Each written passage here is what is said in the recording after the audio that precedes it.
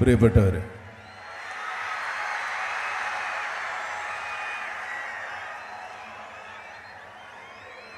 ഈ സ്കൂൾ യുവജനോത്സവത്തിൻ്റെ സമാപന സമ്മേളനത്തിൽ എന്നെ ക്ഷണിച്ചപ്പോൾ ഇതൊരു യുവജന ഉത്സവമാണ്. എന്നെപ്പോലെയുള്ള ഒരാൾക്ക് ഈ യുവജനങ്ങളിൽ എന്ത് കാര്യമെന്ന് ഞാൻ ആലോചിച്ചു.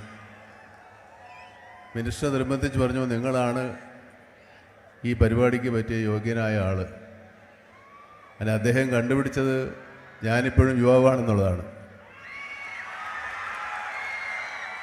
പക്ഷേ അത് കാഴ്ചയിലേ ഉള്ളൂ കേട്ടോ. വയസ്സ് 90 ഏതായാലും ഞാൻ വരാമെന്നുള്ള കാര്യം തീരുമാനിച്ചപ്പോഴാണ് ഞാനൊരു വീഡിയോ ക്ലിപ്പ് കാണുന്നത്.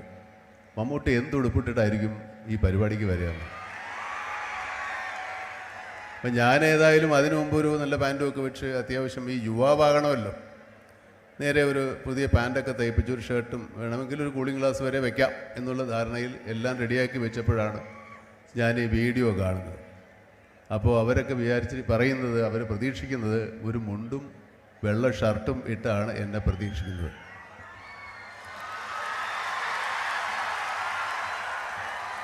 അപ്പോൾ രാവിലെ ഞാൻ എൻ്റെ വസ്ത്രങ്ങൾ തിരഞ്ഞെടുക്കുന്നത് കൂടുതലൊരു വെള്ള ഷർട്ട് കൂടെ ചേർത്ത് വെച്ചു, ഒരു മുണ്ടും. നിങ്ങളുടെ എല്ലാവരുടെയും പ്രതീക്ഷയ്ക്കൊത്ത് അണിഞ്ഞൊരുങ്ങാൻ മാത്രമേ എനിക്ക് സാധിച്ചിട്ടുള്ളൂ. പക്ഷേ ഈ ഇത്രയും വലിയ ജനക്കൂട്ടം കാണുമ്പോൾ എനിക്ക് വലിയ പരിഭ്രമമുണ്ട്.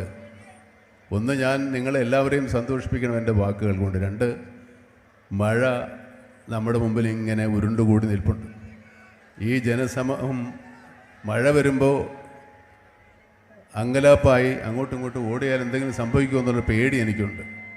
അതുകൊണ്ട് ഞാൻ ഒരുപാട് നേരം സംസാരിപ്പിച്ച് നിങ്ങളിവിടെ നിർത്തി മഴ കൊള്ളിക്കാൻ ഉദ്ദേശിക്കുന്നില്ല. എന്നാലും ഇതൊരു സ്കൂൾ, ഞാൻ പഠിച്ച കാലത്തെ സ്കൂളല്ല ഇപ്പോൾ. എനിക്ക് 10ാം ക്ലാസ് വരെ സ്കൂളുള്ളൂ. ഇപ്പോൾ 12ാം ക്ലാസ് വരെ സ്കൂളുണ്ട്. അപ്പോൾ എൻ്റെ കാലത്ത് പ്രീ ഡിഗ്രിക്ക് പഠിക്കുന്ന കുട്ടികളാണ് ഇപ്പോഴത്തെ മുതിർന്ന കുട്ടികൾ.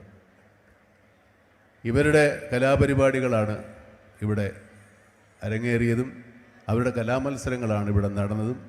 അതിൽ ഒരുപാട് പേര് വിജയിക്കുകയും ചെയ്തു, ചിലരെല്ലാം വിജയിക്കാതിരിക്കുകയും ചെയ്തു. കലാപരിപാടികളുടെ വിജയപരാജയങ്ങൾ ഒരിക്കലും നമ്മുടെ കലാപ്രവർത്തനങ്ങളെ ബാധിക്കരുത്. അതിന് പ്രധാന കാരണം നമ്മൾ അവതരിപ്പിക്കുന്ന കലാപ്രകടനം അതൊരു പ്രകടനം മാത്രമാണ്.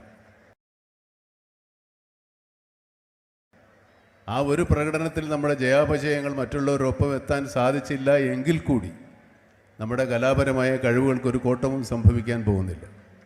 നമ്മളത് കാലാകാലങ്ങളായി ഞാൻ പറഞ്ഞതുപോലെ തേച്ചു മിനുക്കി വളർത്തി മിനുക്കിയെടുത്ത് നമ്മൾ വീണ്ടും വലിയ വലിയ കലാകാരന്മാർ തീരുകയുള്ളൂ. അതുകൊണ്ട് മത്സരത്തിൽ വിജയിച്ചവർക്കും പരാജയപ്പെട്ടവർക്കും കലാലോകത്ത് അവസരങ്ങൾ ഒരുപോലെയാണ്. ഒരു യൂണിവേഴ്സിറ്റി യൂത്ത് ഫെസ്റ്റിവലിൽ പങ്കെടുക്കാൻ പോലും സാധിക്കാത്ത ആളാണ് ഞാൻ നിങ്ങളുടെ മുമ്പിൽ നിന്ന് സംസാരിക്കാൻ അർഹത നേടിയെങ്കിൽ ഈ കലാപരിപാടിയിൽ പങ്കെടുത്ത വിജയിച്ചവർക്കും പരാജയപ്പെട്ടവർക്കും ഒരുപോലെ ഒരുപാട് അവസരങ്ങളുണ്ടാവും. ഇവിടുത്തെ കലാരൂപങ്ങൾ ഏറ്റവും വലിയ മാതൃകകളാണ് നമുക്ക്. ഇവിടെ ക്ഷേത്രകലകളുണ്ട്, മാപ്പിളപ്പാട്ട് മത്സരമുണ്ട്, കൈകൊട്ട് മത്സരമുണ്ട്. അങ്ങനെയുള്ള എല്ലാ തരത്തിലുള്ള കേരളത്തിലുള്ള എല്ലാ തരത്തിലുള്ള മത്സരങ്ങളും ഒരു വിവേചനവുമില്ലാതെ ഇവിടെ അവതരിപ്പിക്കപ്പെടുന്നുണ്ട്. എനിക്ക് തോന്നുന്നത് ഒട്ടും വിവേചനമില്ലാത്തൊരു കൂടിച്ചേരൽ, ഒരു സമ്മേളനം, ഒരു കലകളുടെ സമ്മേളനം ഇതുപോലെയുള്ള യൂത്ത് ഫെസ്റ്റിവലുകൾ തന്നെ ആയിരിക്കണം. നമ്മൾ കുട്ടികൾ ചെറുപ്പത്തിൽ തന്നെ അവരുടെ മനസ്സിലേക്ക് അനാവശ്യമായ ചിന്തകളില്ലാതെ, ഒരു വിവേചനങ്ങളോ വേർതിരിവുകളോ ഇല്ലാതെ അവരുടെ കലാപരിപാടികൾ അവതരിപ്പിക്കുമ്പോൾ കൂടെ നിൽക്കുന്ന ആരാണ്, കൂടെയുള്ളവരാരാണ്, നമ്മുടെ സുഹൃത്താണ്, നമ്മുടെ സഹപാഠിയാണ്, നമ്മുടെ കൂടെ പരിപാടി നടത്തുന്ന നമ്മുടെ ഒരു കൂട്ടുകാരനാണ് അല്ലെങ്കിൽ കൂട്ടുകാരിയാണെന്നുള്ള ബോധത്തിൽ തന്നെയാണ് നിങ്ങളുടെ ഈ പരിപാടികൾ ഇവിടെ അവതരിപ്പിക്കപ്പെടുന്നത്. നമ്മുടെ കൂട്ടായ ശ്രമത്തിൽ നമ്മൾക്ക് വിജയങ്ങൾ ഉണ്ടാകണമെന്ന് മാത്രമാണ് അവരുടെ മനസ്സിലുള്ളത്. ഞാൻ കോളേജിൽ പഠിക്കുന്ന കാലത്ത് ഒരു സിഗരറ്റ് ഗേറ്റിൻ്റെ വാതിക്കൽ നിന്ന് കത്തിച്ചാൽ ക്ലാസ്സിലെത്തുമ്പോൾ മാത്രമാണ് എനിക്ക് എൻ്റെ അവസാന പുക കിട്ടുക. അതുവരെ ആരൊക്കെ ആ സിഗരറ്റ് വലിച്ചു എന്ന് എനിക്കറിയില്ല.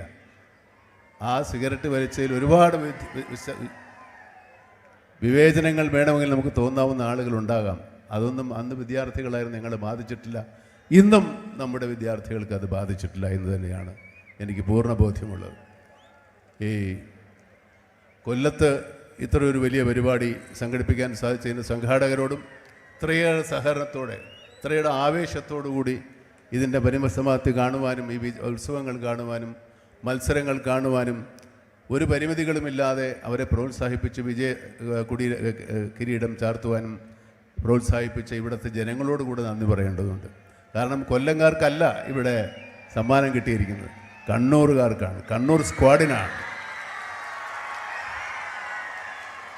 അങ്ങനെ അതുപോലെ വേണമെങ്കിൽ കൊല്ലംകാരെ എല്ലാവരെയും കൂടെ അങ്ങ് പ്രോത്സാഹിപ്പിച്ച് നമ്മൾ നന്നാക്കാം, അങ്ങനെ പാടില്ല, അങ്ങനെ ചെയ്തില്ല.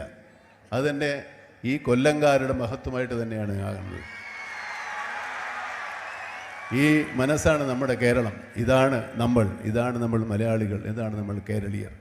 ഇതെന്നെ നമ്മൾ അങ്ങോളം പുലർത്തും എന്ന് എനിക്കും നിങ്ങൾക്കും ഒരുപോലെ വിശ്വാസമുണ്ട്. ഇനിയും ഇതുപോലെയുള്ള മഹത്തരങ്ങളായ കലാപ്രകടനം കളിക്കാൻ എല്ലാ പാർട്ടിസിപ്പൻസിനും എല്ലാവർക്കും ആശംസകൾ നേരുന്നു. കൊല്ലംകാർക്ക് വീണ്ടും, കാരണം കൊല്ലം ഒരു വളരെ വ്യത്യസ്തമായ ജനസമൂഹമുള്ള സ്ഥലമാണ്. കൊല്ലത്തില്ലാത്തതൊന്നുമില്ല. ഞാൻ ഹോട്ടലിൽ ഉച്ചയ്ക്ക് ഭക്ഷണം കഴിക്കാൻ പോയപ്പോൾ ഇവിടുത്തെ മത്സ്യസമ്പത്തിനെ പറ്റി പറയുകയുണ്ടായി. ഇത്രയും നല്ല മീൻ കിട്ടുന്നത് ഞങ്ങളുടെ നാട്ടിലാണെന്നായിരുന്നു എൻ്റെ ധാരണ. ഞാൻ ഈ അടുത്ത കാലത്ത് ഷൂട്ടിങ്ങിന് വന്നപ്പോൾ ഈ ഹോട്ടലിൽ ഏറ്റവും നല്ല മീൻ കിട്ടുന്നത് ഇവിടം തന്നെയാണ്. കൊല്ലം എല്ലാം കൊണ്ടും സമ്പുഷ്ടവും സമ്പന്നവുമാണ്. നല്ല മനുഷ്യരെ കൊണ്ടും സമ്പന്നമാണ്, നല്ല പ്രകൃതി സമ്പത്ത് കൊണ്ടും സമ്പന്നമാണ്. കൊല്ലം കണ്ടവൻ ഇല്ലം വേണ്ട എന്നാണ്. ഒരിക്കൽ കൂടി എല്ലാ നന്മകളും നേർന്നുകൊണ്ട് എല്ലാവർക്കും സന്തോഷവും സമാധാനവും ഉണ്ടാകട്ടെ. ശാന്തി.